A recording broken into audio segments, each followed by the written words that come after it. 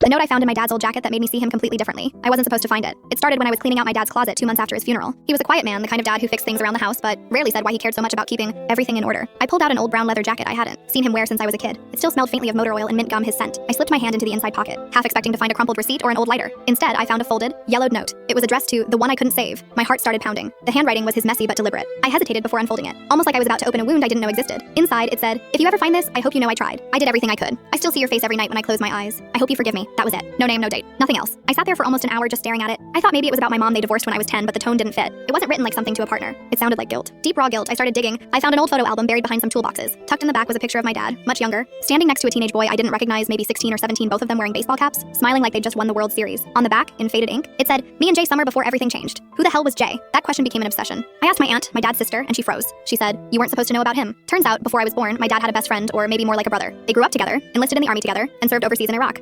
A mission, their vehicle was hit. My dad survived, Jay didn't. But here's the part that broke me. My aunt said my dad blamed himself every single day because he was the one who switched seats with Jay moments before the explosion. That note wasn't for Jay, it was for himself. After that, I started remembering things differently, the way he'd pause during fireworks, or how he never watched war movies. The way he always said, "Be grateful for every sunrise," but never explained why. I thought my dad was just quiet, reserved. Now I know he was carrying a lifetime of guilt behind that silence. That single note, one piece of paper buried in an old jacket, completely changed the way I see him. He wasn't just my dad, he was a man who survived something he never forgave himself for, and somehow that makes me love him even more.